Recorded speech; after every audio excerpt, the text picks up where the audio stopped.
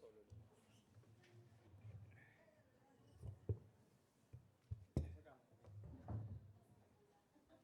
Hola, hola.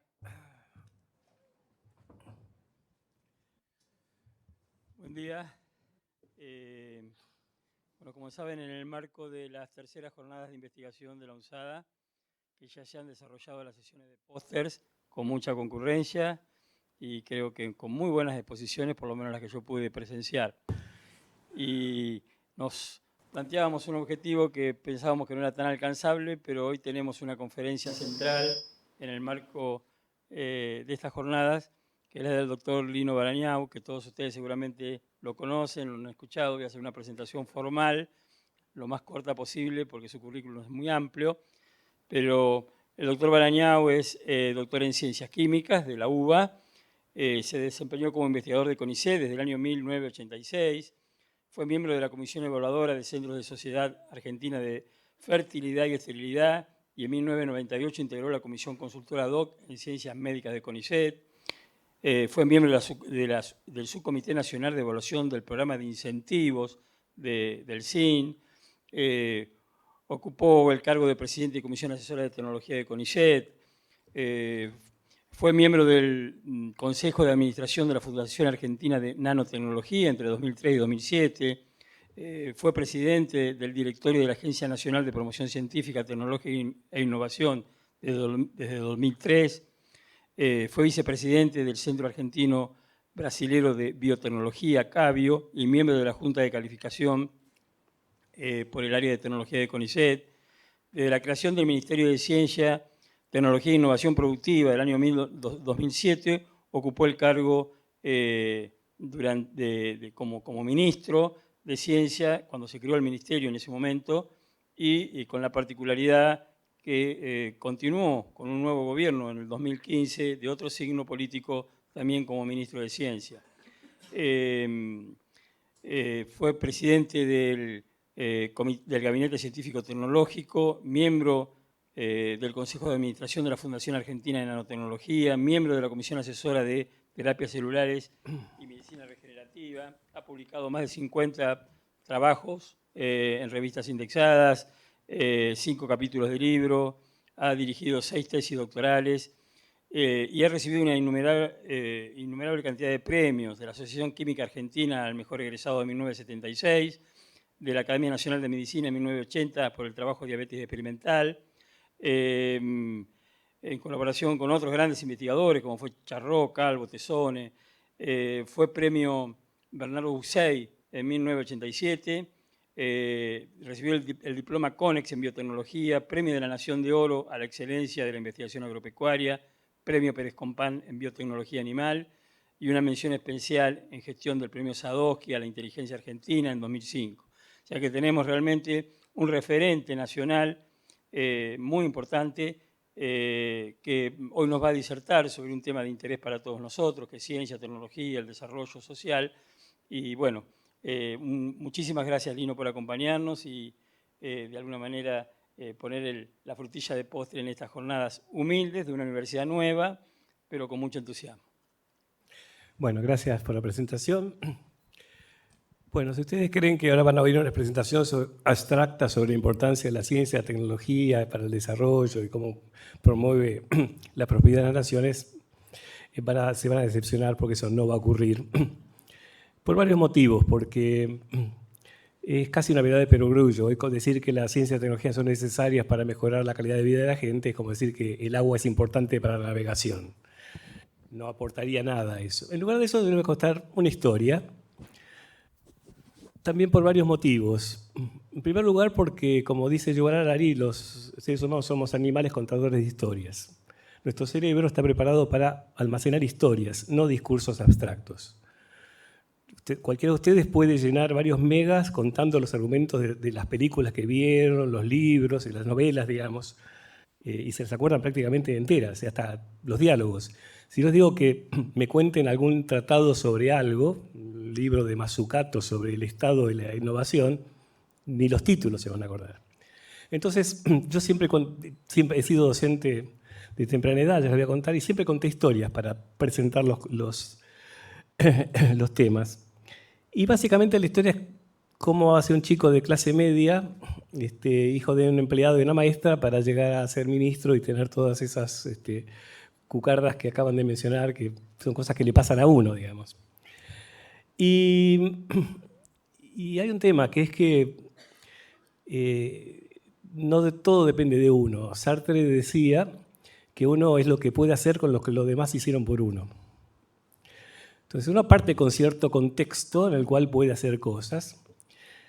Y eso no tiene tanto que ver con los genes, sino con los memes. Si yo digo memes, ustedes asocian a esos dibujitos tan graciosos que hay, pero la palabra meme la inventó un biólogo llamado Richard Dawkins, que decía que así como había unidades de información biológica, los genes, había unidades de información cultural, conceptos, historias, valores que se transmiten y que a diferencia de los genes que se transmiten de forma lineal, se esparcen horizontalmente, o sea que uno recibe memes de todos lados y eso es lo que forja eso que otro escritor, Sabato en este caso, designaba con una palabra alemana muy complicada, que algunos, si alguna vez leyeron a Sabato, que es algo que deberían hacer, habla mucho de algo que se llama Weltanschauung, que un amigo mío se tomó el trabajo de buscar qué era, y es la manera de ver el mundo y participar en él.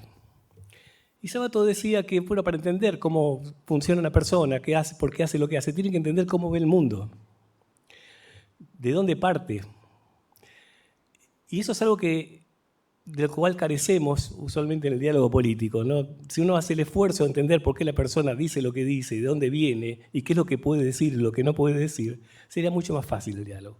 Voy a tratar de contar brevemente cómo llegué acá. Como les decía, yo nací en el barrio de Buedo, una típica casa de chorizo. Mi madre maestra fue mi primera, no fue mi maestra no fue mi segunda mamá. Mi primera mamá fue mi maestra. O sea que yo empecé primer grado con mi maestra siendo mi madre. Pero no les recomiendo la experiencia. No tiene que ser el mejor alumno y no puede recibir ningún elogio ni ningún beneficio. Es el deber. No solo lo hizo conmigo, después cuando mi hermana empezó, había escuela de mujeres, se mudó a esa otra escuela. O sea que por lo menos fue parejo el trato. Mi padre era empleado de Vialidad Nacional. Mi padre era enamorado del campo y descubrió que podía seguir yendo al campo y hablar con los chacareros y demás, porque era el representante de Vialidad para comprarle los terrenos para el trazado de las rutas. Entonces agarraba la camioneta y se iba y venía con pollos y lechones, esas cosas. Entonces, de ellos heredé esto. Primero, la satisfacción de trabajar para el Estado. De trabajar para el Estado es trabajar para el bien común. Y el orgullo de ser empleado del Estado era algo importante. Y después, el tema, particularmente de mi madre, por la pasión por la docencia. Yo di mi primera clase a los 8 años, porque cuando faltaba el maestro de mi clase, mi madre me permitía dar la clase en su curso. Y ahí en una venganza particular, como yo hacía dibujos en el pizarrón y todo, sus alumnos me preferían a mí como docente que a ella. Es más, que ella quería que fuera maestro, dije que yo iba a ser docente universitario. Y de hecho, a los 18 años ya era docente en química inorgánica en la Facultad de Ciencias Exactas, porque realmente me gustaba. La otra cosa que pasó es que mis lecturas primeras tuvieron que ver con la etología, el comportamiento animal. Y ahí me di cuenta de lo animal que era yo y de los animales que eran todos los demás también, y que no se asumían como tales. Y eso da una tremenda ventaja, que después les voy a contar cómo se aplica en la política. Y después, otra cosa que me pasó es que yo tenía una variedad de intereses muy dispersa. Yo creía que era tendencia de enciclopedismo. Mi hija me dice, eso se llama déficit de atención y eventualmente se puede tratar. Pero el tema es que mis padres compraron una colección que se llamaba Lo sé todo, 12 tomos, en que uno tenía 3 páginas a todo color de cada tema. El átomo, Mozart, la Biblia, el universo. Veo que hay muchos que accidenten. Y una vez escuché a Alan Pauls decir que eso lo marcó. Dice, me parece que yo quedé con la idea que todo era más o menos importante y todo era más o menos, se podía resumir rápidamente. Ahora esa adicción, ahora la desplacé hacia YouTube y me pasa lo mismo, veo cualquier cosa, de cómo reparar un reloj hasta el Big Bang. Después, este sentimiento de animalidad se consolidó porque yo no fui al colegio de Buenos Aires, como lo llaman. No sé si hay algún egresado de Buenos Aires acá, pero en la capital hay como 2 escuelas de pensamiento. Nietzsche decía que había 2 tendencias diferentes. Una era lo apolíneo, el culto de la razón, que es el Buenos Aires, y lo dionisíaco, el placer por el placer mismo, el espíritu iconoclasta al cual yo pertenecía. Mis padres querían que fuera a Buenos Aires, pero yo empecé a leer Juvenilia, dijo, esto es una estupidez, no puedo creer que alguien pueda tomar esto como un libro fundacional. Y además fui al colegio porque mis primos, que eran mucho más divertidos, habían ido al Moreno. Este espíritu iconoclasta de no creer en nada ni en nadie y de tener tendencia al caos y a cuestionar todo, tuvo unas consecuencias en la política que pueden ser positivas o negativas de acuerdo a la voluntad que uno tenga por hacer cosas. Si uno tiene ganas de hacer cosas y tiene esa amplitud mental, puede ser un presidente como Frondizi, que decía, me acusan de comunista, de propapista, de lo que sea, y yo hago lo que me parece que es más conveniente. Si uno tiene esa falta de foco y demás, pero no tiene esa voluntad, tiene un presidente como Alberto Fernández, también egresado del Moreno. Son calidades distintas, pero que se explican desde esa formación. Alberto Fernández siempre renegó de ser del Moreno, dijo, mi papá fue el Buenos Aires. Pero bueno, digo, eso es importante porque de alguna forma condicionó este hecho de no supeditarme a ninguna idea particular y cuestionar todo, que en ciencia es muy importante. En ciencia lo que uno que hace es tratar de demostrar que es uno el que tiene la razón. Y yo de chico tenía como el síndrome del Truman Show al revés. No sé si vieron el Truman Show, que era toda una ciudad que se confabula para hacer creer a un tipo que la realidad es esa. Yo decía, yo voy a ser el que se da cuenta que todos los demás están equivocados y que esto es un decorado. Bastante subversivo, digamos, para la época. En ese momento no tenía esa connotación, pero es algo que me sigue de por vida. Estudié química porque tenía un tío químico que era mi padrino y porque además tenía esta impronta manual. O sea, mi abuelo materno había sido carpintero, usaba herramientas, mi padre también era hábil en eso y yo sabía usar las herramientas. Necesitaba verlas o tocar las cosas con las manos para sentir que eran reales. En realidad quería ser etólogo, pero pensé que me iba a morir de hambre como tal, y opté por eso. Estudié química. Como contaba hoy, en realidad mis primeras armas de investigación fueron en la Facultad de Agronomía, en la Cátedra de Química, pero después entré al Instituto de Biología y Medicina Experimental, que se llamaba La Calle Obligado, y era el lugar con mayor densidad de premios Nobel por metro cuadrado, porque ahí habían trabajado Usay y Leloir. Y eran como 2 culturas distintas. Estaba Campomar, escuela de Leloir, en el piso... primer piso y segundo, se ríe Mercedes porque ya era de esa tribu original. Y después estábamos de Vime, que éramos fisiólogos, trabajábamos con ratas, perros, y estamos en el subsuelo. Y había como cierta tirria, y yo ahí tuve mi primera experiencia como gestor de actividades científicas, porque organicé un partido de fútbol del IBIME contra Campomar, desconociendo totalmente, pero las más mínimas reglas del fútbol, o sea, nada más ajeno a mí que el fútbol, pero era una manera de que ganamos por afano. ¿Por qué? Porque habíamos tomado como jugadores a los novios de las becarias del IBIME. La gente de Campomar sospechaba un poquito, dice, bueno, nunca te vi por acá. No, entré la semana pasada, soy becario de iniciación. Y el goleador, que fue el encargado de bioterio nuestro, Saúl, que lo sigo recordando, que descubrimos que teníamos un Pelé en potencia, pero fue un acto de reivindicación histórica del IBIME, los de abajo que volvían. Pero había también una diferencia cultural entre Leloir y Usay.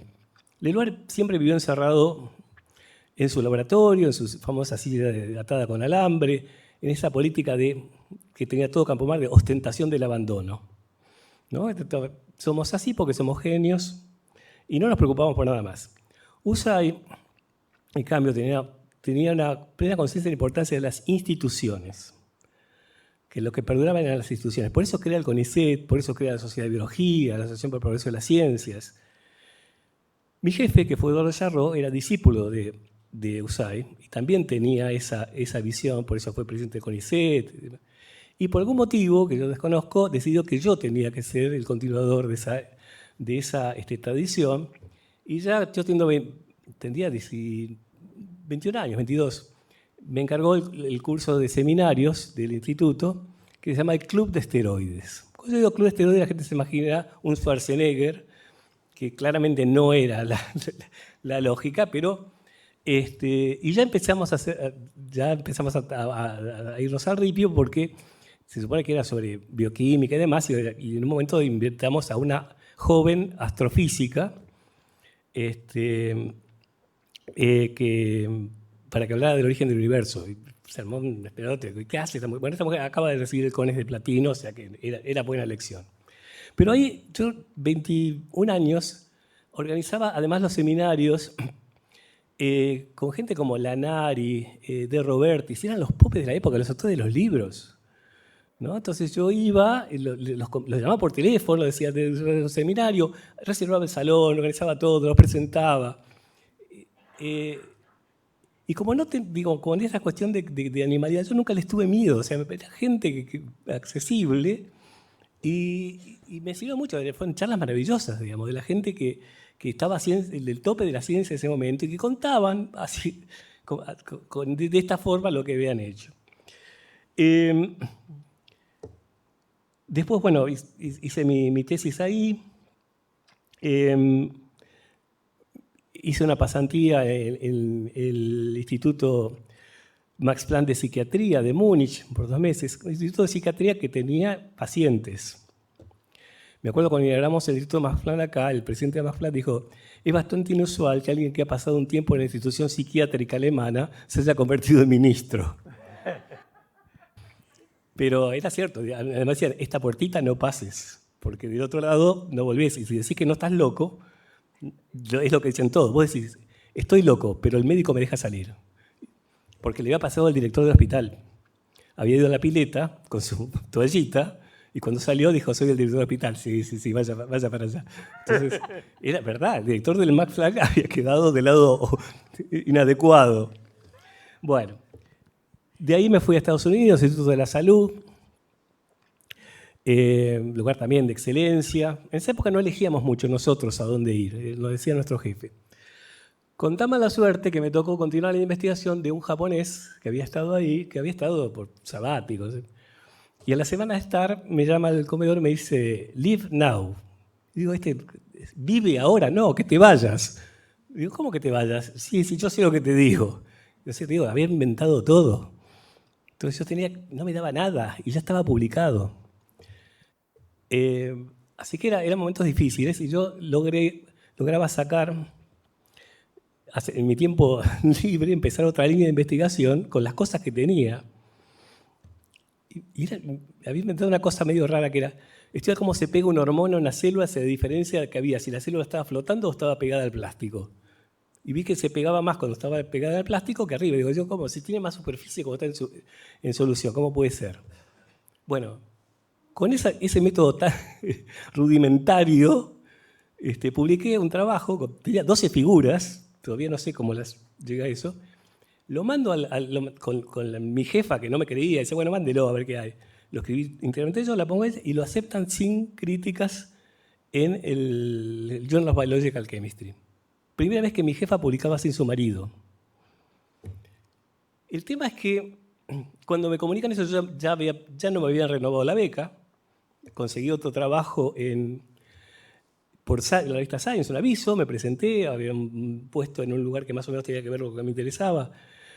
Era un pueblito que se llamaba Hershey, de lo cual no conocía nada, y que no tenía nada.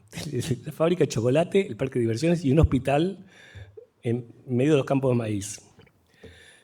Y me acuerdo que yo tenía una cosa rara. Yo de mi infancia pensaba que yo me iba al exterior y que había una guerra mundial y que yo no podía volver.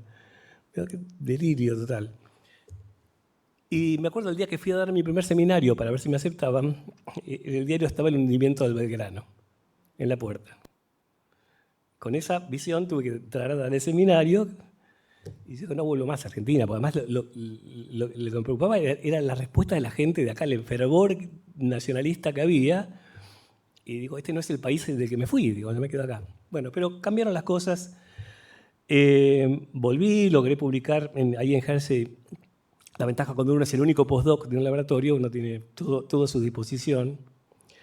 Y fue un periodo de mucha reflexión. Además tenía la biblioteca a mi disposición. O sea, el trabajo, yo iba a poner las células, por el camino al medio, y me iba a la biblioteca a leer de cualquier cosa. Y gran parte de las ideas creo que las tuve ahí antes de los 30 años. Yo creo que uno tiene la mayor parte de las ideas en esa edad y después adquiere la experiencia como para llevarlas adelante. Pero ahí fue donde pensé qué hacer. Volví y ahí tenía algún indicio de que yo tenía que dedicarme a la política. Tenía un compañero que se llamaba tal Peter Fail, que cuando pasaba me decía, hi, Juan. Y yo decía, ¿Juan qué? Uno. No, Juan Perón. Vos tenés que ser político, porque yo era el que animaba las charlas en el almuerzo. O sea, yo volví y a la semana de estar acá, era 84, plena efervescencia democrática, ya empecé a ir a reuniones del cuerpo de delegados del CONICET. Y se organizó, yo tenía idea que había que hacer un gremio como correspondía, con personas jurídicas y todo lo demás. En el 85 se hizo el gremio, la Asociación de Personas con Discapacidad de Buenos Aires, y yo, no tenía 39 años todavía, primer presidente de la Asociación de Personas del CONICET, votado incluso por investigadores superiores y demás. Ese periodo fue, bueno, cortábamos calles, a partir de ahí me empecé a entrevistar con todas las autoridades del CONICET y de la Secretaría.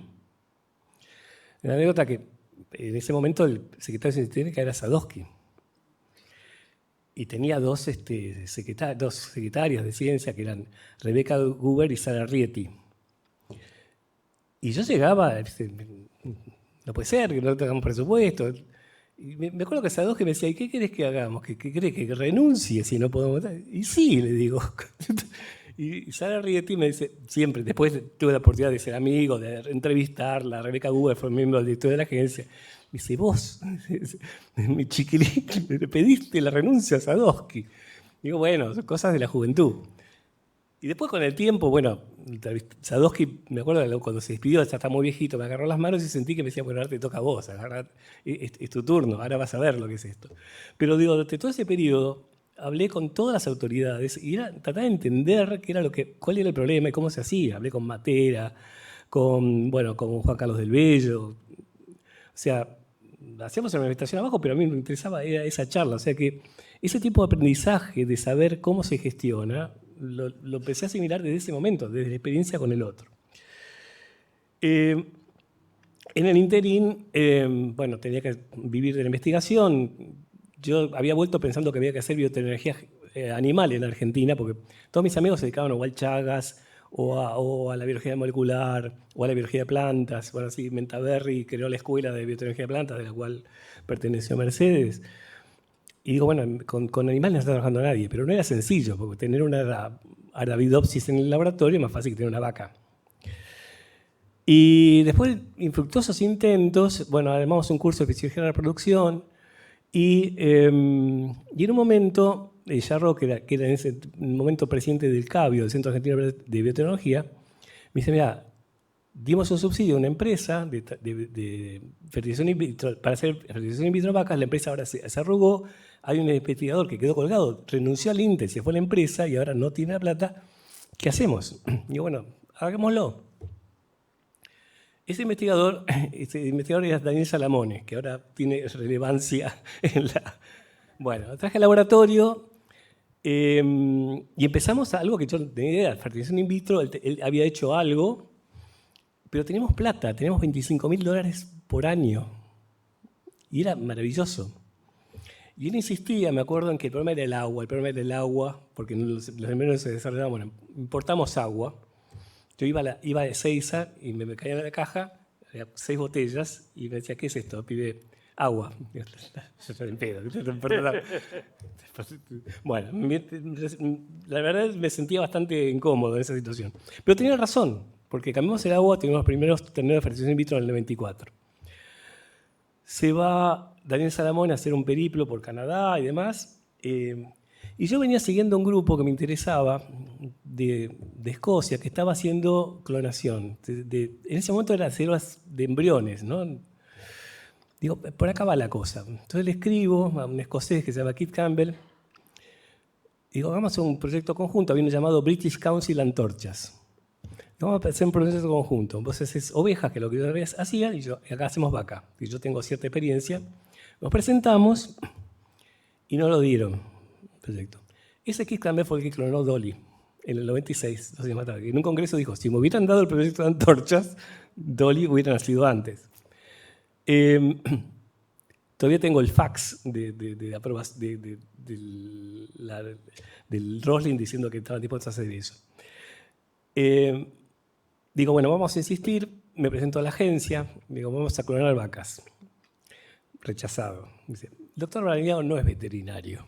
Ya está, empezamos mal. Segundo, me acuerdo la frase, clonar vacas en Argentina es una utopía. Y ahí me di cuenta de algo que después pude corregir, que es que el sistema de evaluador castiga a todo aquel que propone algo original. No tanto para protegerlo, sino para evitar que tenga éxito esa persona, ¿no? Entonces, digo, esto es algo que hay que corregir. El tema es que empezamos otro proyecto de animales transgénicos. En ese momento era por microinyección, había que hacerlo en cabra y en vacas al mismo tiempo, cargado fardo de pasto, agregado cabras al mañana. Bicho complicado la cabra, les cuento, ¿no? Mejor la rata, que es más dócil.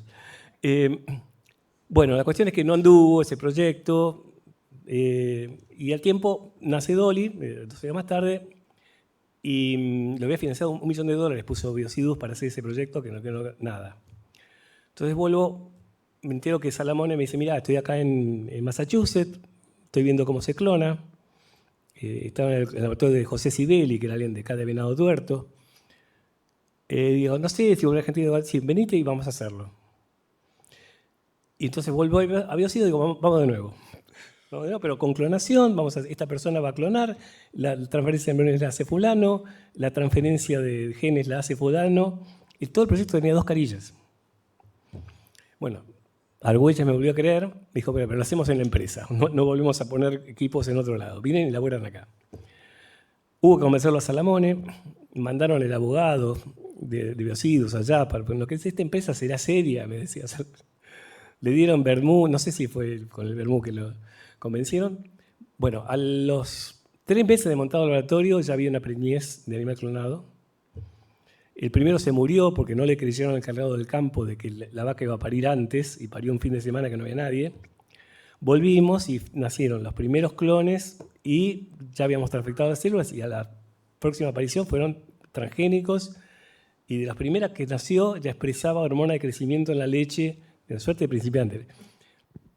El primer proyecto, la probabilidad de éxito era 1 en 1500. Con clonación era 1 en 250. Digamos, había que arriesgarse, digamos. Yo había dicho, vamos a hacer vaca transgénica. No es algo que cuando uno va a publicar un trabajo no dice con antelación qué es lo que va a hacer, ni está expuesto al escarnio público. Bueno, nació la vaca, clon, premio de la nación, dije, bueno, hasta acá llegué. Otro experimento de $1 millón no voy a poder hacer en mi vida, ¿qué otra cosa podemos hacer? Entonces, yo había sido 8 años miembro del consejo directivo de la Facultad de Ciencias Exactas, primero por la oposición, después por el oficialismo, después algo que repetí a otra escala. Y soy secretario de investigación de la facultad. Digo, ¿qué hace un secretario de investigación? Tengo una idea, mi primera experiencia de gestión. Un poco a leer, y lo que fue una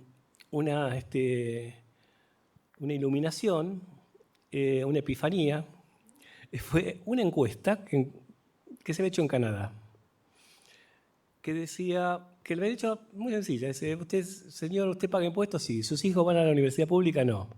¿Qué espera usted del egresado de la universidad pública? respuesta mayoritaria en Canadá: espero que ese egresado genere un puesto de trabajo digno y bien remunerado para mi hijo que no pudo ir. Digo, obvio. Si hiciéramos la encuesta acá, no sería esa respuesta. Acá se piensa que el que pudo ir a la universidad pública tuvo suerte, porque tenía una universidad cerca, porque no tenía que trabajar. Digo, pues estamos privilegiando un sector que se retroalimenta, que era un poco la visión de la gente del BID de ese momento, que era muy ortodoxa. Decían, la universidad pública no tiene que ser financiada, porque a la universidad pública va el 25% de la población más rica que se reasegura de seguir perteneciendo al 25% más rico. La universidad pública genera asimetrías, y ese era el dogma imperante. Digo, no, esto hay que cambiarlo. Digo, ¿cómo se genera empleo? Bueno, creemos una incubadora de empresas. Y con Ruth Landenheim, que después fue secretaria, dijimos, vamos a crear Incubacen. No saben lo que fue la batalla para generar esa incubadora. Entre los profesores, que decían que eso era prostituir la ciencia, que no estaban para eso, y los estudiantes del Partido Comunista Revolucionario, áreas maoísta, áreas los chinos, que se oponía en la resolución del Consejo Directivo decía va a atender a las necesidades sociales y de mercado. No, la palabra mercado es un término neoliberal. Digo, flaco, si vas a dar un curso de física en filosofía, decir que la fuerza es un término autoritario, digamos. Bueno, tachamos la palabra mercado, logramos hacer incubadora. Lo gracioso es que meses más tarde me encuentro con el embajador de China. Y digo, mire, embajador, los chinos de mi facultad,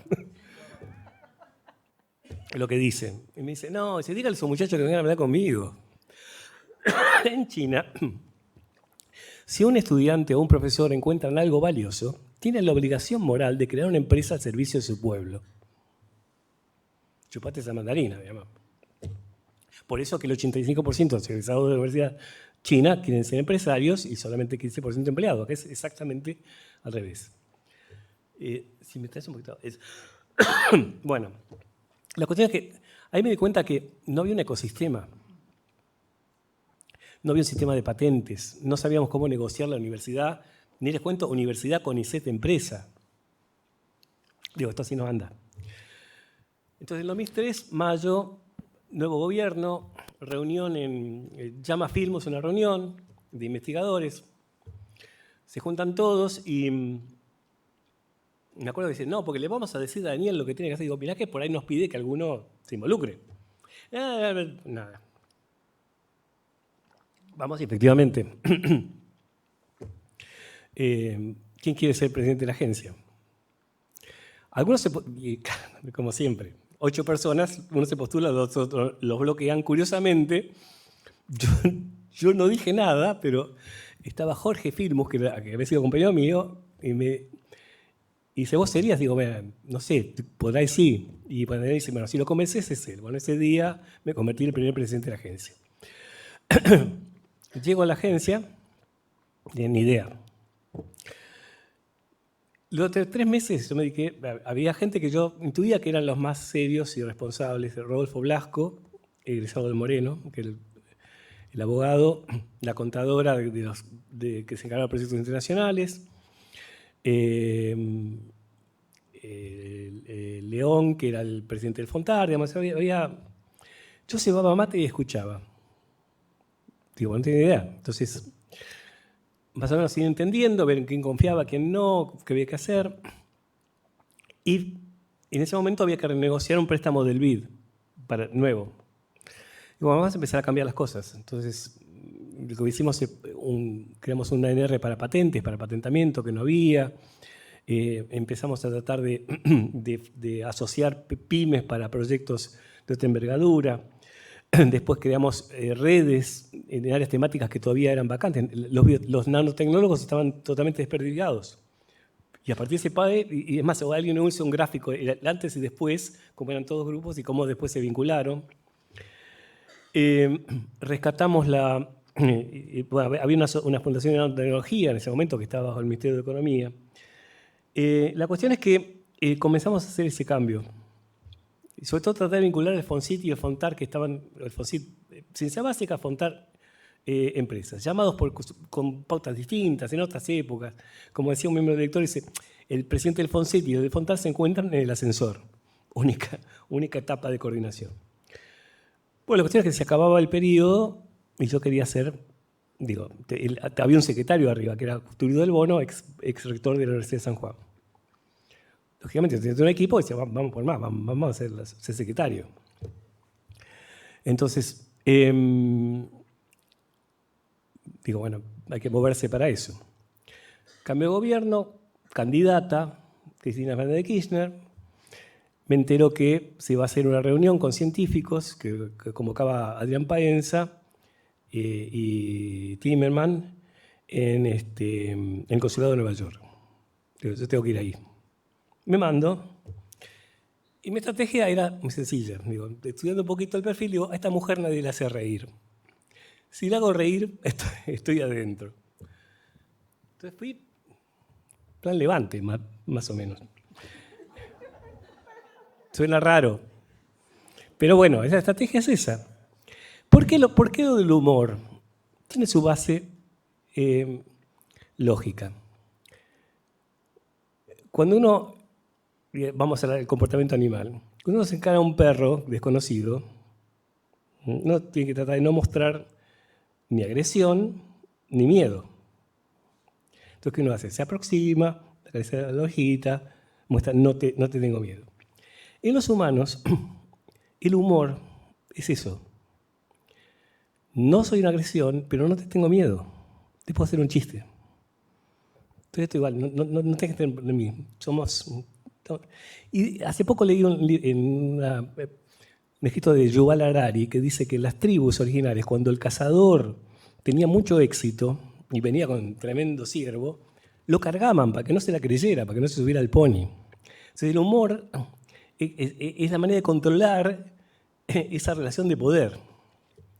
Entonces me acuerdo que estaba viendo unos posts y dice, porque yo estuve en Harvard y viendo el núcleo y el citoplasma, ¿no?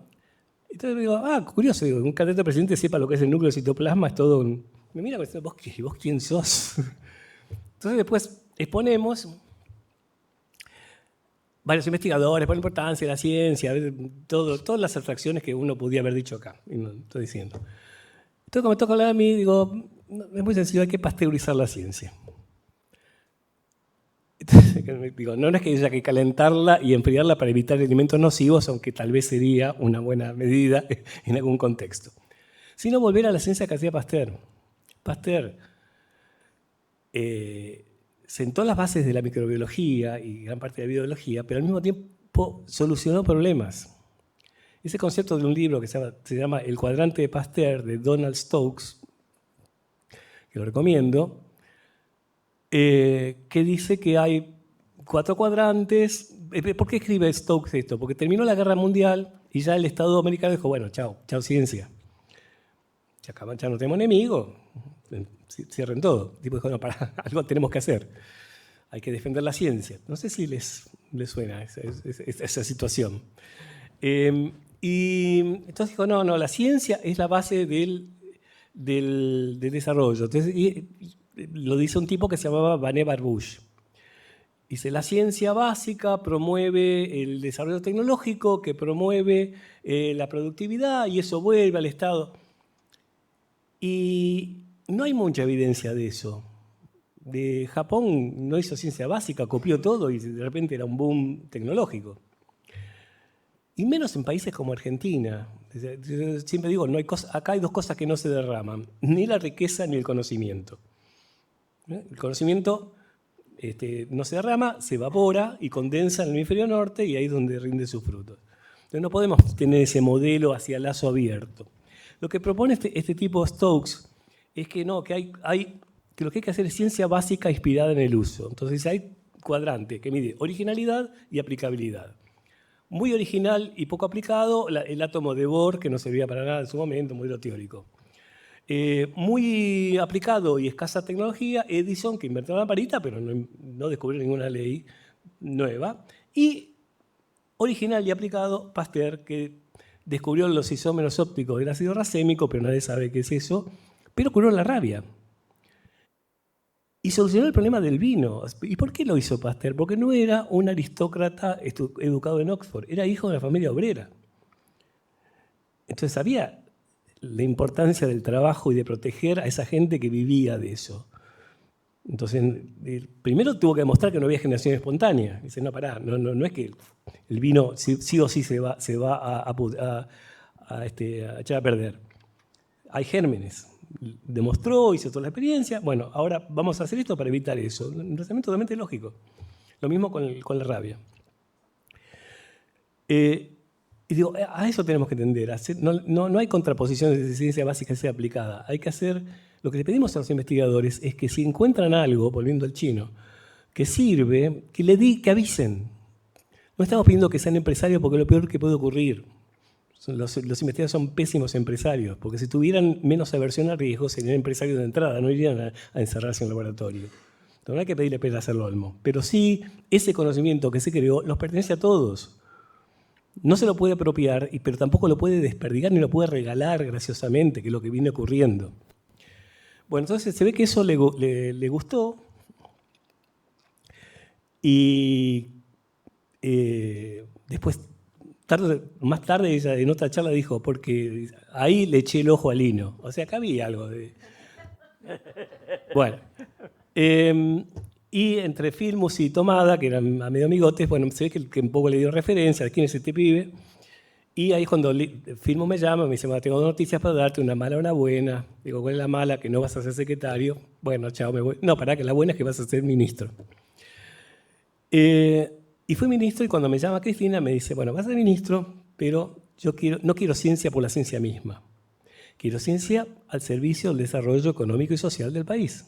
Digo, perfecto, pues si me hubieras dicho que ciencia por la ciencia misma, no sería la persona adecuada, porque no creo en eso.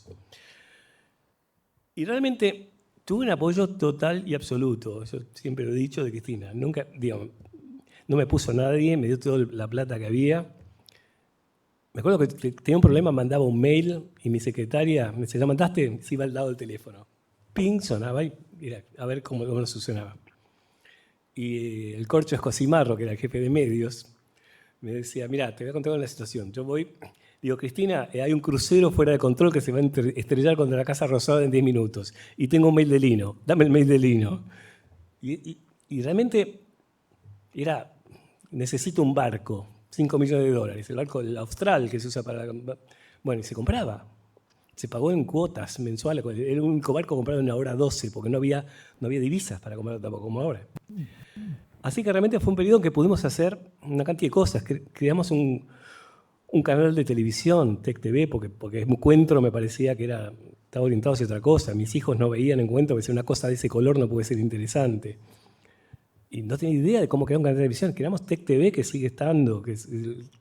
Hicimos ficción en el canal. Se hizo una serie que se llamaba Área 23, protagonizada por Carolina Pelleriti, guión del actual director del Museo de Ciencias Rivadavia, Luis Capozzo, que después le dije, che, por actuar, porque además se puso de actor. Digo, por actuar con Carolina Pelleriti dejé pagar. Entonces, bueno, esa serie tuvo 4,7 puntos de rating cuando se pasó por la televisión pública. Le ganó a Desde el Diván, no, como era En Terapia, una que era de Diego Peretti. Digo, que una bióloga tenga más rating que un psicoanalista en Argentina es un logro. Y me acuerdo cuando tenía que promocionar el CONICET, Capozzo, que decía, pero ¿qué los papers que tiene? Yo mandaba, digo, esta serie la vieron 450.000 personas. ¿Quién tiene un paper que hayan leído 450.000 personas? Y además que indujo vocaciones, explicó temas. Bueno, hicimos muchas cosas, creamos la Fundación de Nanotecnología, la de Fundación Sadowski. La Fundación Sadowski creó un software para identificación de personas que reemplaza el software americano y que ahora se usa en todo el Poder Judicial del país. La Fundación de Nanotecnología incuba ahora empresas ahí en la UNSAM. Pero yo voy a contar los dos proyectos que más satisfacción me dieron y que nada que ver con eso, ni con los metros cuadrados que construimos. Ya queda poquito, después quiero dejar tiempo para preguntas.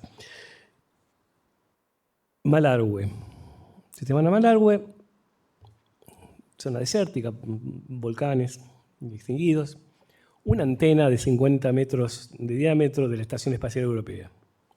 Uno entra y hay 5 argentinos entrenados en Alemania y demás, que se comunican con el espacio exterior, se comunican con Marte. Hablo con el flaco y que no, encontramos el Curiosity desde acá. ¿Y con qué precisión? Y 1 pulgada, lo mueven joystick. Mandan la información a Alemania, en Estados Unidos.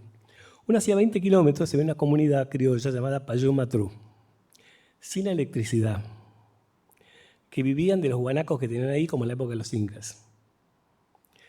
Y había 2 biólogos, Gabriela Lichtenstein y Pablo Carabanchay, que le estaban enseñando cómo manejar los guanacos.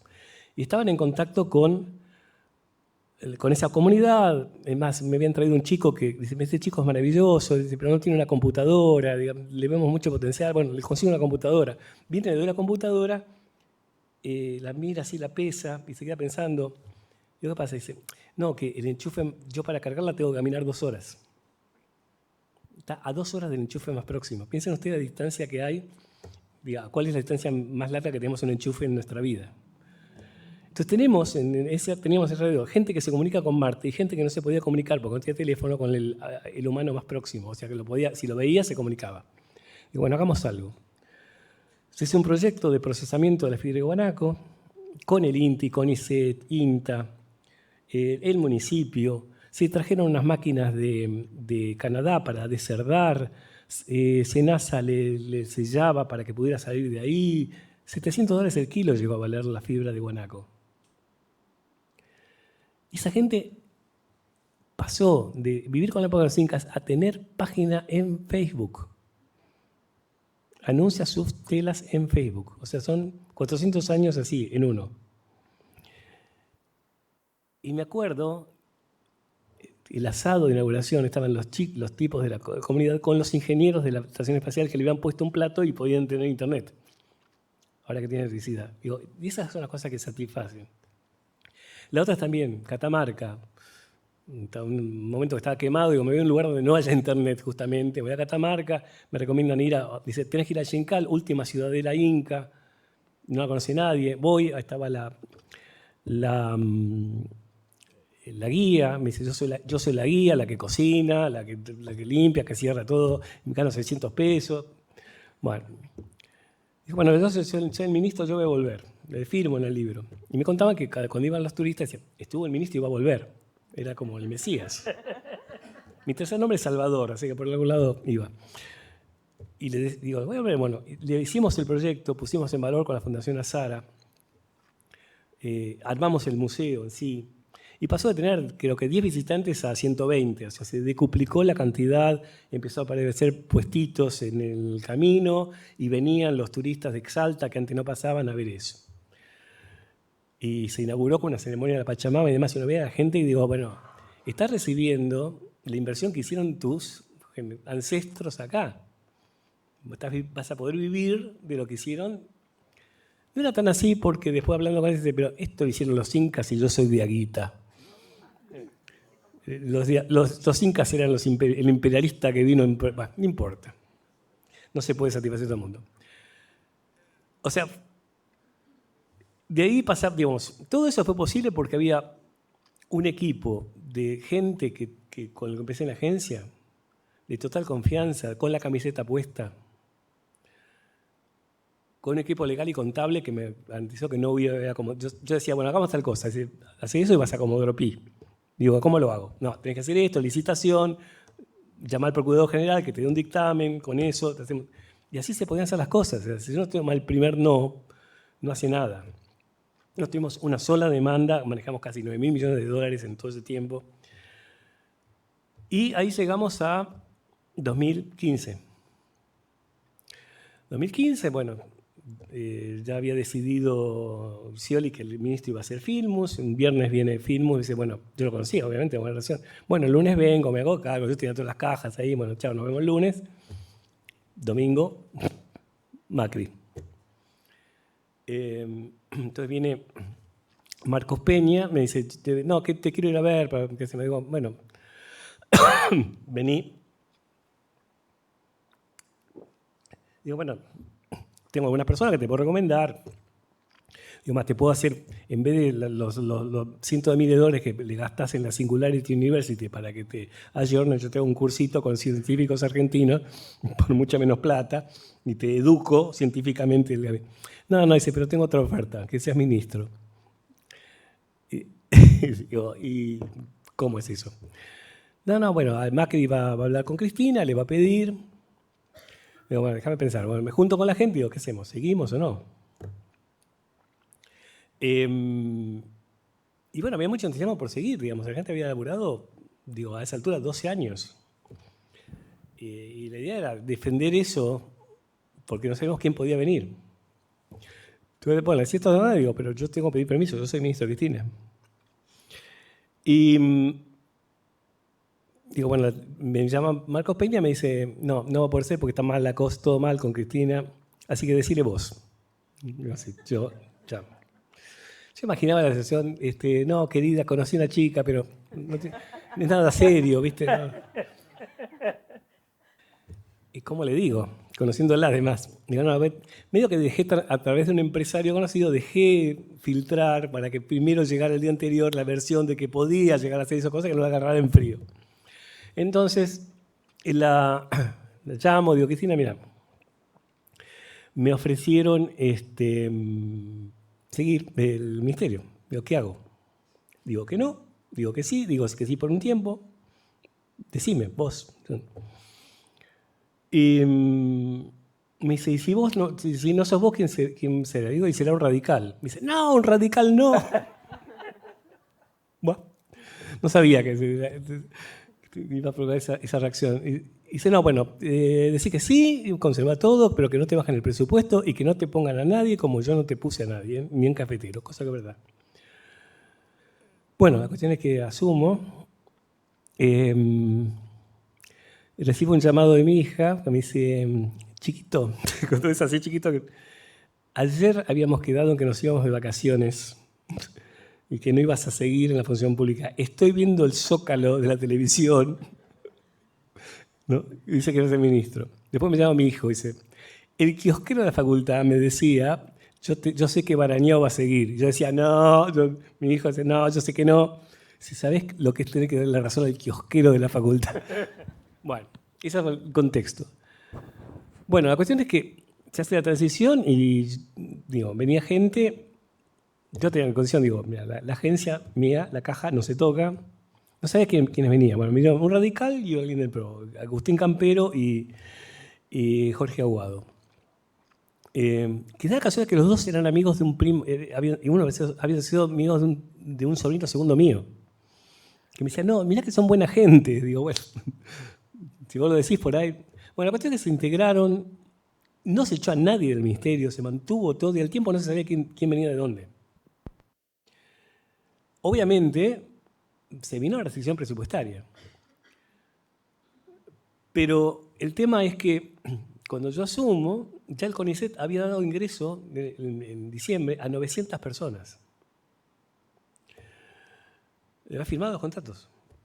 Entonces, cuando llegamos, me dice Lopetegui, bueno, ¿y si no abrimos la carrera este año? Digo, entonces tendrías 601 vacantes, incluso la de ministro, porque yo me voy.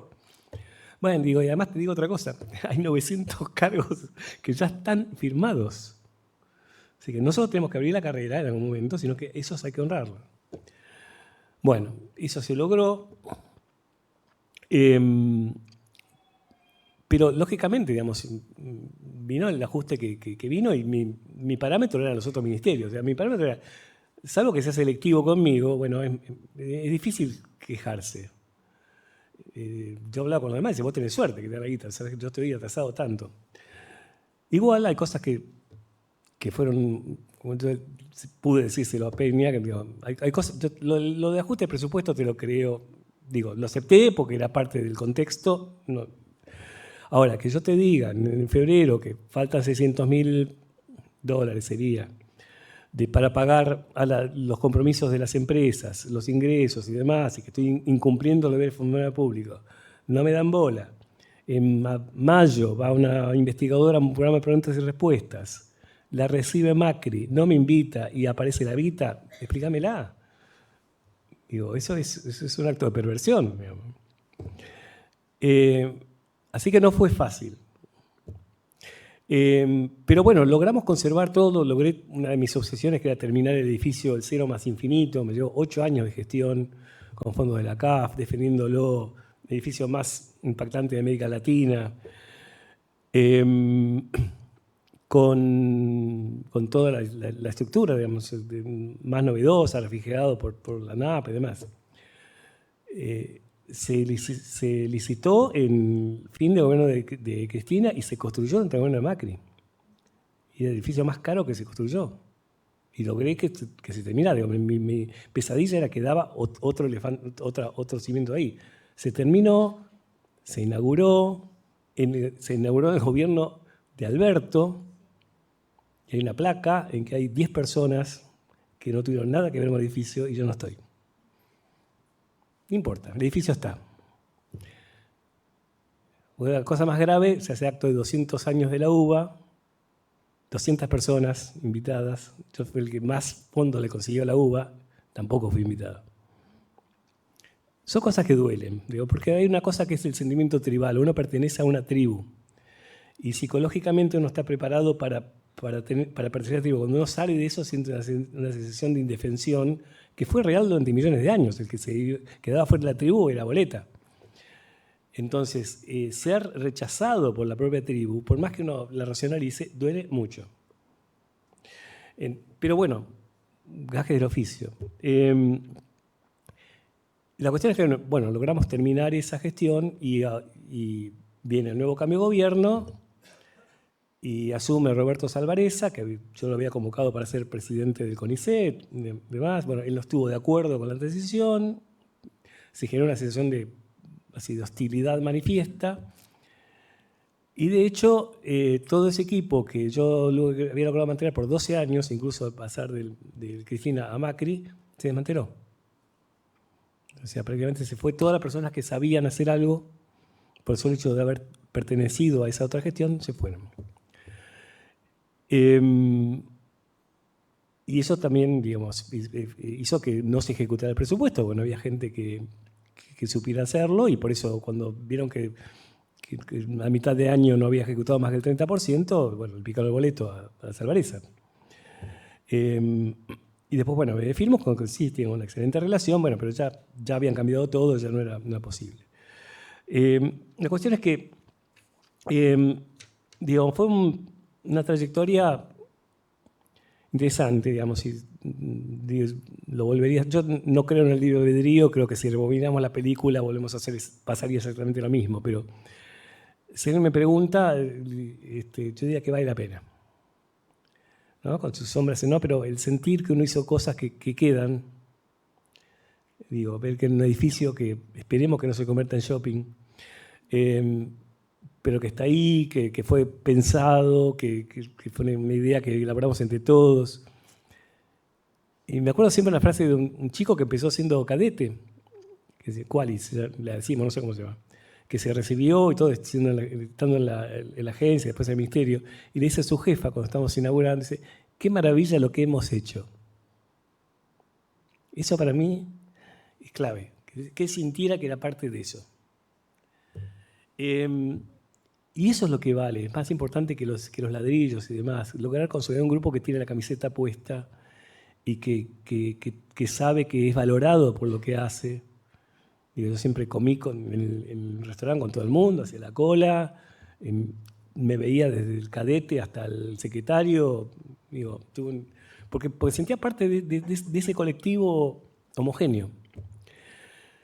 Y ahora estamos en situación de incertidumbre, digamos. Como habrán visto, bueno, Daniel Salamone ha sido designado para el CONICET. No va a haber ministerio, obviamente.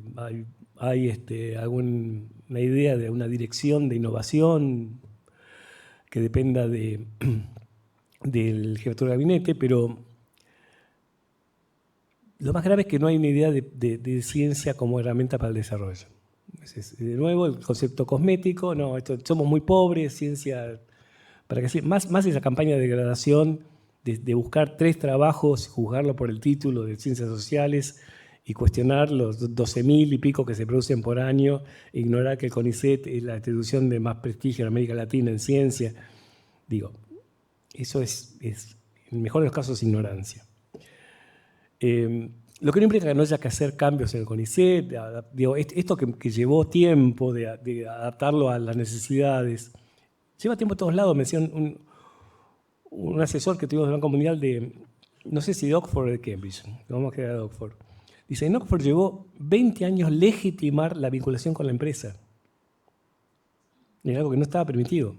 Bueno, gracias a eso se vacuna Oxford-AstraZeneca. Hace 20 años no hubiera podido AstraZeneca hacer un convenio con Oxford. Entonces, es por eso que todavía estaba en marcha y que puede volver para atrás. Y lo peor es que agarra en un momento en que empieza a verse los frutos. Hoy tenemos la mayor cantidad de empresas de tecnología de América Latina.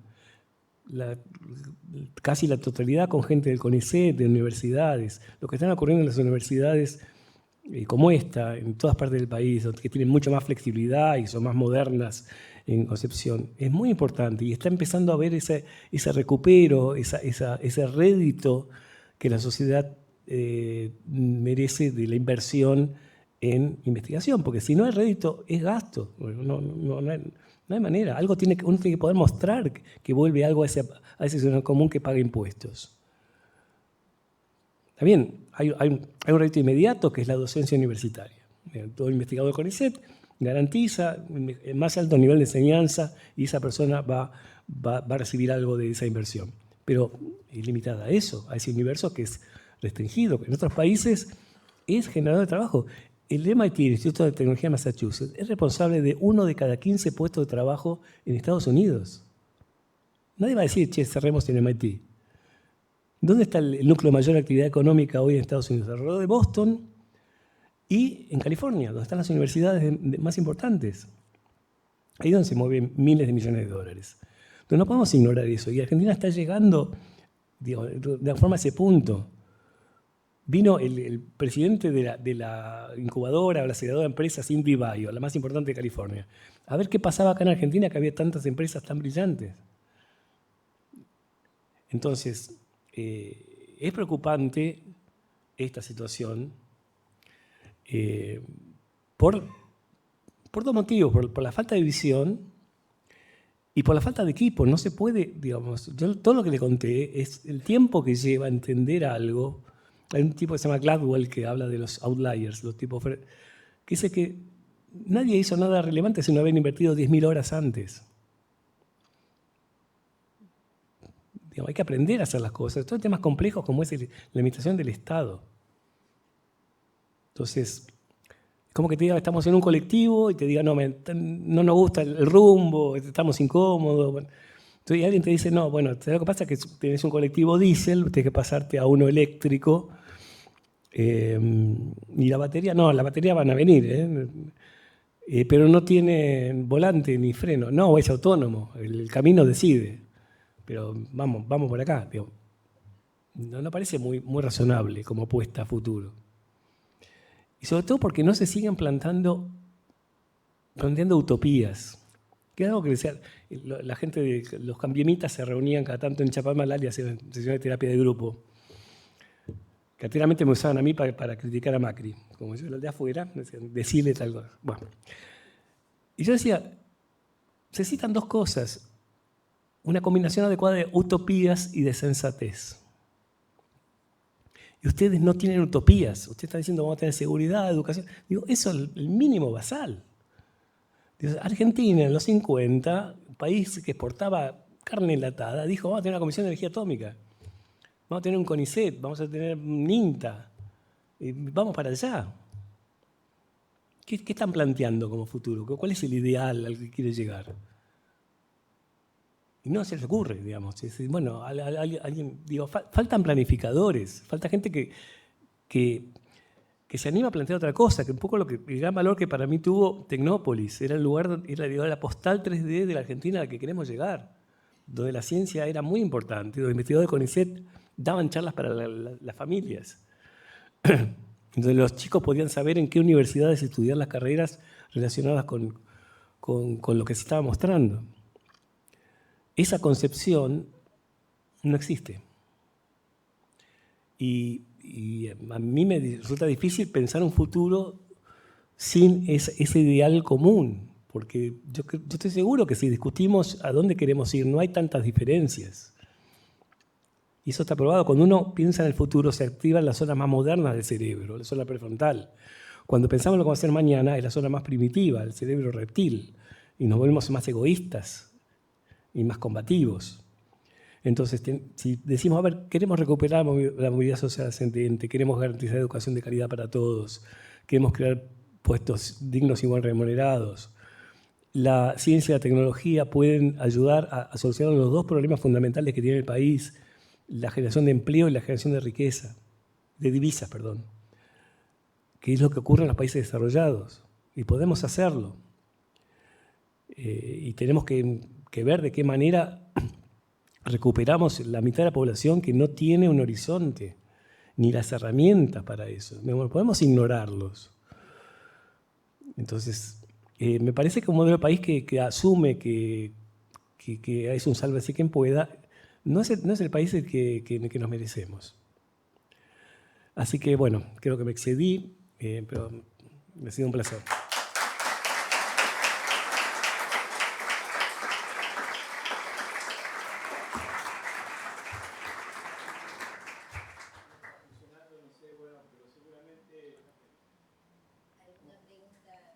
Seguramente debe haber más de una pregunta. Realmente agradecerte la reflexión que nos has hecho, Lino, sobre todo para la gente joven que está acá, puede transitar el camino que él describió desde el comienzo, que es aparentemente muy divertido. Y bueno, Carolina le vamos a dar, que es la secretaria de investigación de la UNOVA y tiene un par de preguntas, le decíamos a ella. Sí, Lino. Buenísima la charla, no me lo esperaba, con este título no me lo esperaba. Sí, soy Carolina, vengo de Junín, de otra universidad chica, UNOVA. Hice el doctorado en el IBIME. Y te conozco de ahí porque yo entraba a buscar reactivos a tu laboratorio. Porque tu becaria me prestaba y vos te das vuelta y querías pasar. Y yo agarraba. ¿Quién de...? Lo hice con Damasia de Sí. el doctorado. Y tengo dos preguntas. Una es si en esta trayectoria tuya, en esta carrera que hiciste, tuviste en algún punto, en algún momento, un punto de inflexión, y es, me quedo haciendo los experimentos de clonación con Salamón, o sigo, porque una vez que hasta secretario, ponele que se puede, un poquito, mantener las dos cosas, pero después ya presidente de la agencia, ministro, ya... No, yo creo que uno es científico experimental de por vida, digamos, porque lo que mantiene es la curiosidad.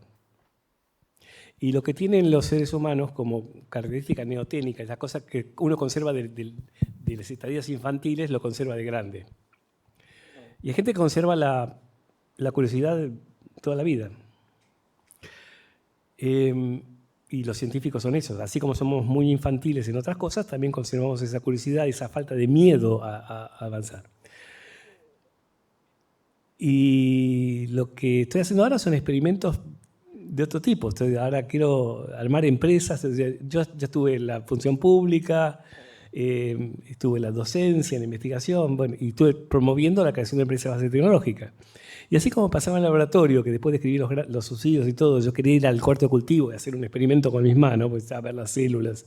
Bueno, ahora quiero hacer el experimento, a ver si se pueden crear empresas, porque eso es lo que estamos haciendo con Mercedes y algo que queremos hacer acá, en el área de bioeconomía, digamos. Estoy de vicerrector en la universidad, que es Maimónides, creando un grupo de investigación en medicina transnacional. Pero es eso, probar cosas que nadie hizo. Y sobre todo, bueno, estoy trabajando sobre todo en desarrollo de nuevas cadenas globales de valor a partir de cultivos no tradicionales. Tengo esta cosa vasca de hacer cosas que todo el mundo dice que no se pueden. ¿Saben que hay un proverbio que dice cómo se hace para meter 8 vascos en un fitito? Se le dice que no entran. Bueno, yo soy así. Me dice, así que eso, estoy volviendo a la experimentación, pero en el área de biotecnología, pero aplicada a la generación de empleo y de divisas, justamente. Pero no volvería. Me acuerdo que una vez, estando en el IBI, me dice, che, podés firmar acá y autorizar para que tú, después de muerto, puedas usarte algo para investigación. Digo, yo en la investigación no vuelvo ni muerto. Así que no, acá no me ven. Me voy. Ni con el tejido. Ni con el tejido, no. Y la segunda, el comentario te lo hago fuera porque es más personal. Y la segunda pregunta que tenía, si nos aconsejás, si nos ayudás a los más jóvenes a transitar este momento, porque nos está costando mucho. Te hemos escuchado, yo hasta te he citado cuando empezó a aparecer el presidente electo y nos llamaban de todos lados a ver en qué posición estaba el CONICET y qué teníamos que hacer y cómo movernos. Y te escuchaba para tener referencia y por eso estoy acá. Si nos podés orientar con tus palabras, a ver qué hacemos en este momento y de dónde sacamos fuerzas y para dónde vamos. Mira, es un momento difícil, pero yo viví el menemismo siendo gremialista, soy 18 años gremialista del CONICET. Y en un momento no había nadie, iba yo solo, digamos, a hablar con el secretario de turno, porque había una etapa de apatía muy grande. Y me parece que en eso es lo que no hay que caer. La gente bajó los brazos, dijo, no, acá no se puede. Y de repente, ¿viste? ¿Qué pasó? Vino un Juan Carlos del Bello que creó la agencia y cambió todo. Una vez vino un becario alemán que estaba escribiendo sobre la Argentina y dice, yo no entiendo, ¿cómo en un periodo tan neoliberal como el de Menem se crea la agencia? Digo, Juan Carlos del Bello. Anda, habla con él.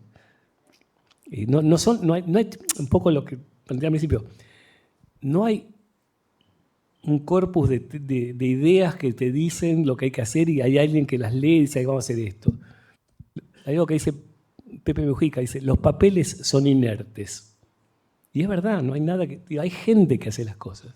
¿Por qué hay una CONEA? Porque hay Corrado Baroto. Entonces, lo que hay que hacer es involucrarse. ¿Sabe la diferencia entre la gallina y el cerdo en el omelette de jamón? La gallina participa, el chancho se involucra.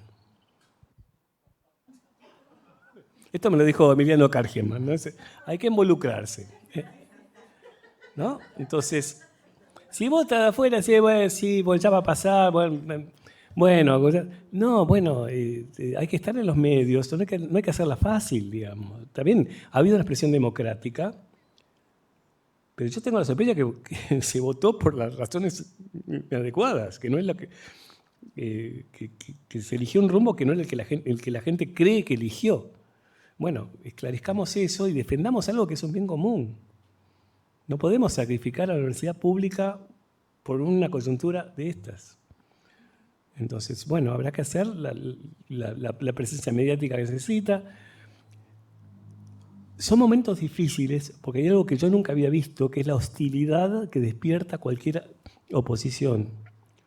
No sé si vieron el caso de unas chicas de La Plata que hablaron una camioneta con CONICET y cuando salió toda esta onda, las agredieron, las insultaron, las persiguieron. Digo, eso nunca había pasado. Puede ser que sea más difícil que en otras épocas, pero hay que defender no de lo corporativo. Porque todo el mundo, Aerolíneas va a salir a defender Aerolíneas, Telam va a matar toda la calle, como decíamos hoy, no sabemos si da la vía pública para lograr a toda esa gente, para que sea un cronograma.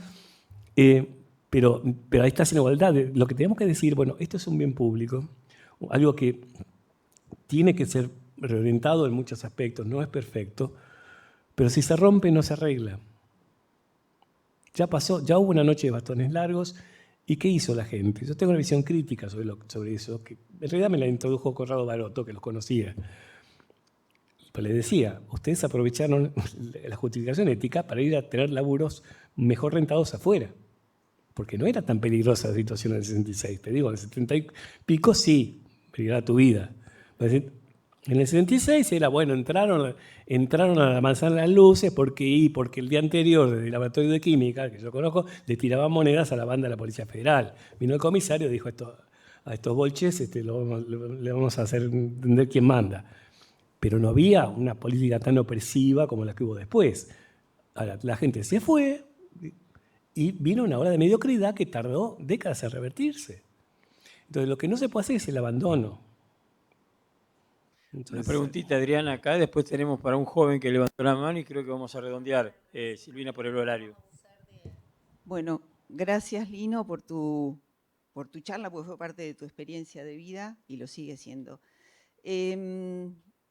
Yo creo que lograste y el país entero ganó, no solo en ciencia y tecnología, sino también a través de la educación pública, porque no hubo ideología de por medio. Hubo hacer lo que se debía hacer, independientemente del color o la bandera política, que es el River Boca que nos tiene frustrados a los argentinos.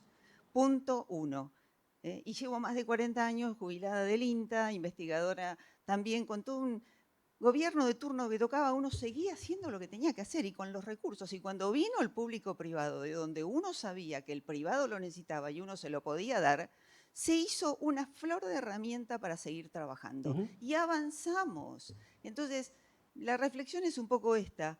Si estamos haciendo las cosas bien, hay que defenderlas y no tener miedo. Y seguir adelante y apostar, porque la deuda la tenemos, la pobreza está instalada, pero apostar a que no todo viene del Estado, sino que somos referentes a nivel nacional e internacional como para aplicar a proyectos internacionales, pero también para el privado que necesita de nosotros, la pyme que necesita, Hoy justamente en la jornada hablamos de esto, convenios de vinculación tecnológica, involucrarse más y no la ciencia por sí misma, como te dijo la presidenta Cristina, sino con un fin último. Entonces, si tenemos eso en claro y estamos comprometidos con nuestra Argentina y con lo que hacemos y sabemos hacer, vamos a salir adelante. Así que era más que todo una reflexión y agradecerte que hayas venido.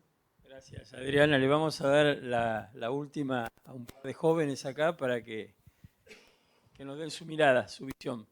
Presentate y... Buenas tardes, mi nombre es Matías, soy estudiante de la Universidad de la sede de Baradero.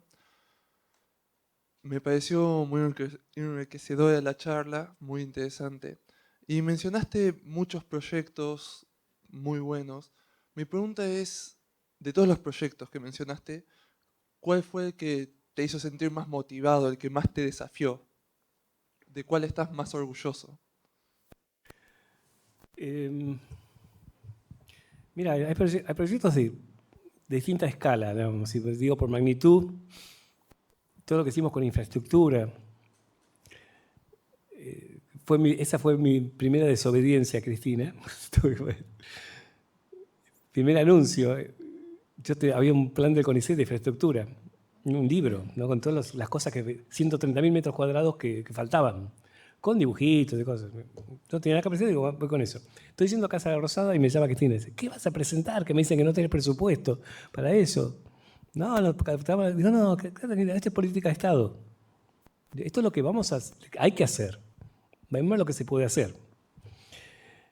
Lo presenté y eran 190.000 metros cuadrados hicimos, entre nuevos edificios y demás, que son cosas que se ven.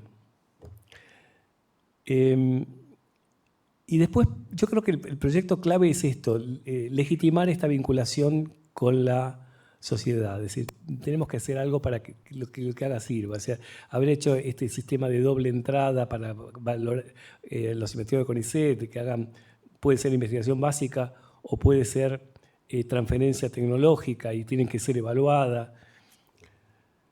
Y esa también es una de mis frustraciones, porque siempre hubo una esquizofrenia entre la política que bajábamos del Ministerio y lo que hacía el CONICET.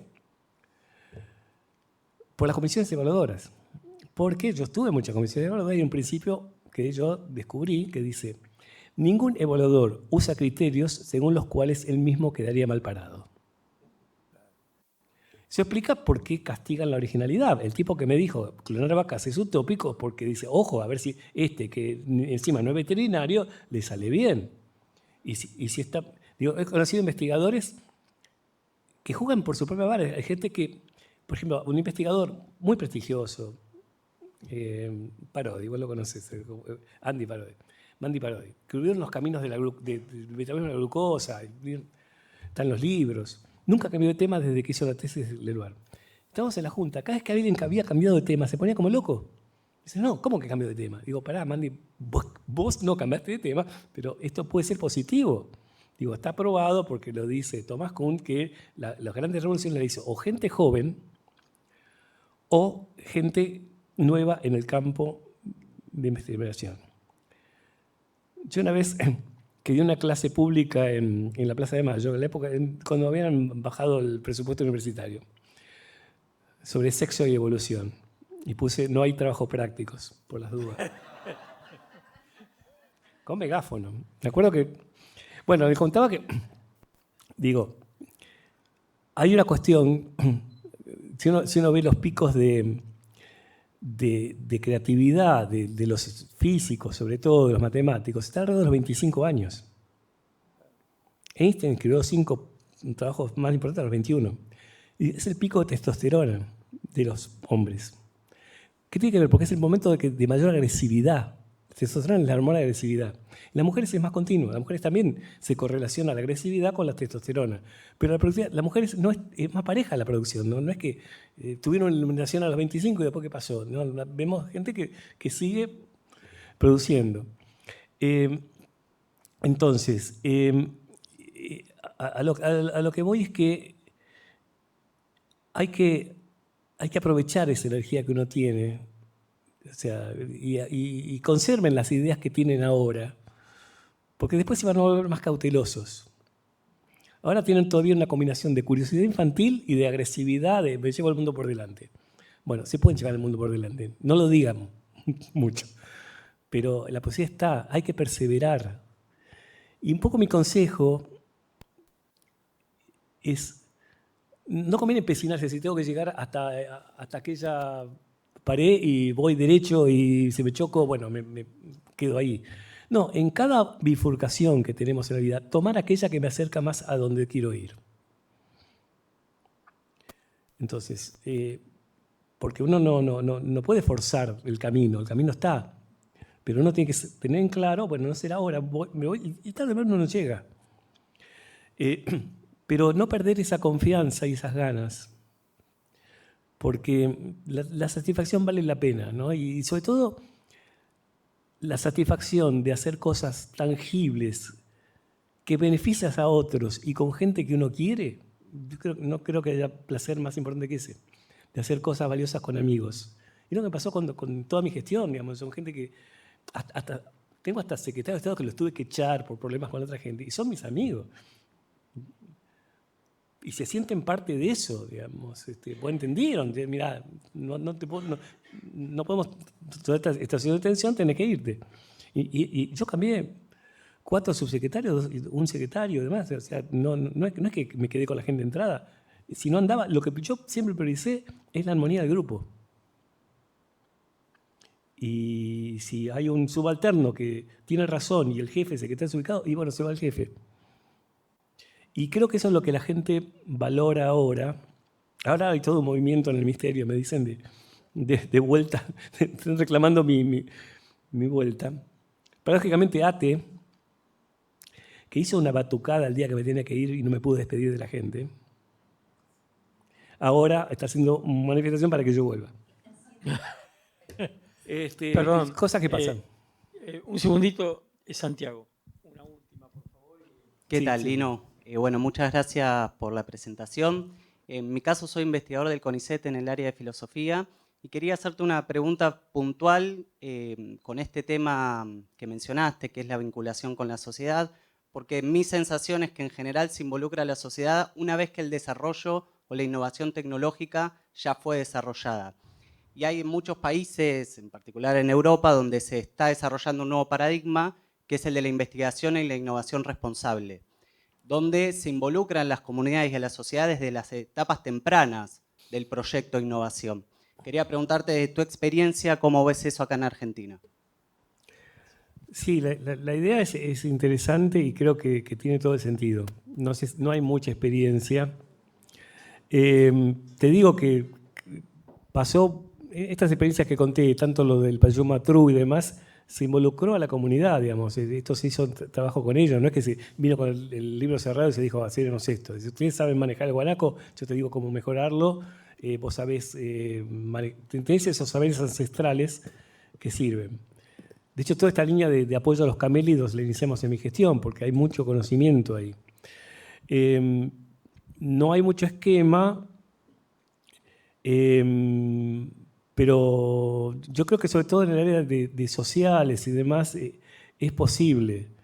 Y hay mucho trabajo las sociales que tienen este aspecto de que lo no aplicado, de que no sabemos qué hacen. Y ahora, en estos días aparecieron estuve en un taller de educación y me decían, hay investigadores con de psicología que están trabajando en las escuelas con chicos con capacidades diferentes y demás, adaptando las tecnologías educativas.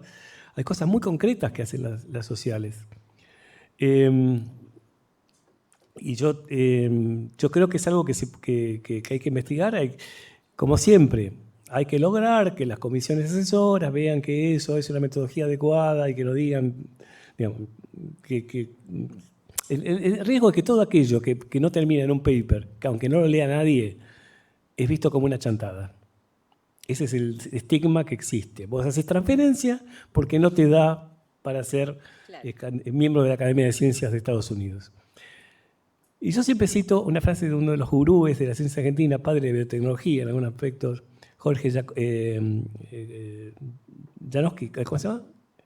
Janowski. Él me decía, el tipo de ciencia que vas a hacer va a depender de quién querés que te quiera. Si vos querés que te quiera la comunidad internacional, te guste ir al Congreso, vas a hacer determinado tipo de ciencia. Si querés que te quiera el vecino de la esquina, vas a hacer otro tipo de ciencia. Yo me acuerdo de eso porque cuando me nombró ministro, el fiambrero de la esquina se dio vuelta y me abrazó. Me cobró igual todo el salario, pero es eso, digamos. Yo siempre sentí que lo que yo hacía no era para ser reconocido afuera, porque el que me pagó el sueldo era ese fiambrero. Entonces, algo le tengo que dar. Y eso no está todavía en la cabeza del investigador. Se siente que con publicar el trabajo ya está. Digo, Milton Friedman decía a principios del siglo que la responsabilidad social de la empresa se satisface con la rentabilidad. Principio básico del liberalismo libertario. Nadie acepta eso. Todas las veces responsabilidad social empresaria, a ver cómo esta empresa se compromete. Bueno, yo lo que digo, la responsabilidad social del investigador no se satisface con la publicación. Total. Algo tenés que hacer. O enseñás en la universidad, o transferís, o haces divulgación, lo que sea. No me vengas con que el paper... puedo cerrar con una metáfora de qué es un investigador. Es alguien que vive de obtener información. Puede ser amateur o puede ser pagado por alguien. O sea, puede ser investigador profesional. Puede ser estatal o puede ser privado. Pero ¿cuál es el concepto? Es alguien al que se le paga por obtener información, como un periodista. Y supongamos lo siguiente. Un señor contrata a un investigador privado y dice, quiero saber si mi mujer me engaña. Si usted puede hacerlo, sí. Dice, bueno, necesito un estipendio mensual. Bien. Equipamiento, porque necesito cámara. Sí, perfecto. Bueno, capacitación, porque yo tengo que ir a los congresos a ver cuál es la última tecnología. El tipo le paga durante un año todo eso y no se entera nada. Lo cita y dice, ¿y qué pasó? No, sí, su mujer la engaña. ¿Y dónde está ese? Bueno, lo acabo de publicar en el Journal of Extramarital Affairs y en el último congreso de infidelidad de Latinoamérica. Y todo el mundo sabe que su mujer lo engaña. ¿Y con quién me engaña? Lo que pasa es que esa revista es de Sevier, tiene que suscribirse para comprarla. Claro. Digo, parece gracioso, pero pasa eso. Tenemos una cantidad de información que ni siquiera el ciudadano que pagó puede leer porque está restringida por las empresas. De Sevier son unos piratas. Y entonces, pero es ese concepto de que no existe la conciencia de que le está pagando a alguien a uno por hacer ese laburo.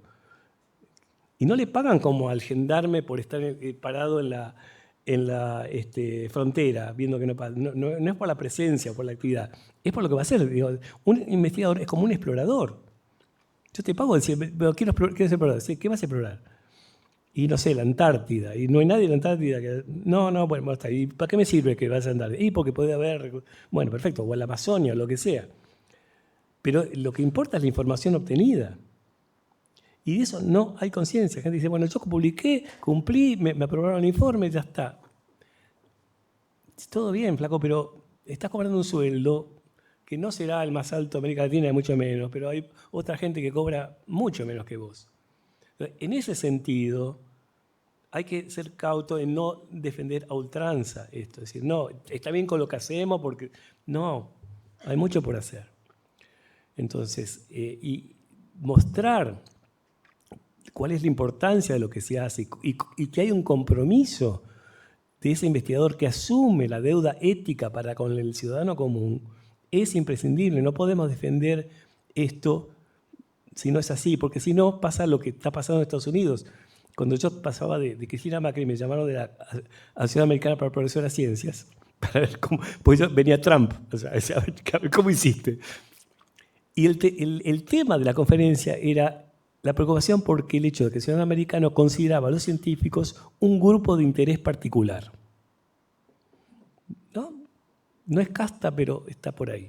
Claro. El científico defiende su interés, o sea, con la gravedad de eso, de que lo que dice también está en su interés. Si me dice que las vacunas son buenas, es porque le paga a la compañía multinacional. Yo no le creo. Es muy serio. Entonces no podemos perder esa credibilidad. Ese es el principal rol que tenemos, transmitir información fidedigna a la sociedad y no ser cuestionables, no ser sospechados de que perseguimos algún interés particular por eso. Entonces, eso tiene que ser parte de la defensa del sistema, porque si no caemos en la misma que cualquier otro.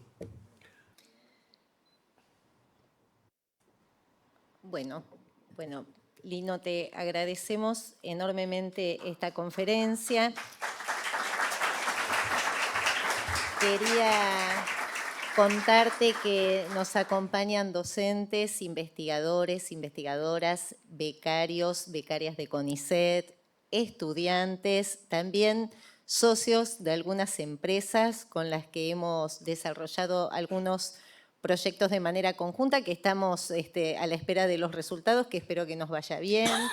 Gente del sector educativo, realmente un público muy nutrido y heterogéneo. Y para cerrar me permito compartir dos cuestiones en relación a lo que surgió en este intercambio.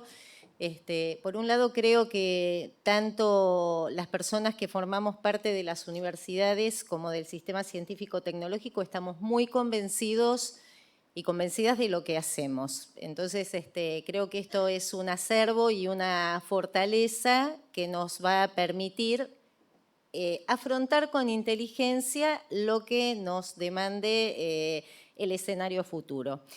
Y por otro lado, en línea con esto que decías vos, creo que este último concepto me encantó, no constituirnos en la casta, ¿sí? Me parece que el escenario también impone desafíos que nos va a hacer salir un poco de la zona de confort. Ayer nuestro director de comunicación en una reunión decía, yo desde la universidad damos siempre buenas noticias. Y un poco lo que le preguntábamos es si estas buenas noticias alcanzan a ser comprendidas por toda la sociedad. A lo mejor son buenas noticias que comprende la comunidad universitaria y la comunidad científico-tecnológica de la que formamos parte. Creo que en esto de salir de la zona de confort tenemos que empezar a pensar de qué manera podemos ser un poco más claros con la sociedad, podemos transmitir de manera más contundente, además de la formación de grado, qué otras cuestiones articulamos con los territorios y para que no nos confundan con otra casta, que creo que esa es la clave. Así que voy a cerrar parafraseando a la doctora Adriana Andrés, que acaba de compartir una reflexión. En otro contexto similar a esto, ella dijo, estoy convencida de que las cosas que han sido bien hechas y han tenido un buen rumbo van a seguir consolidadas.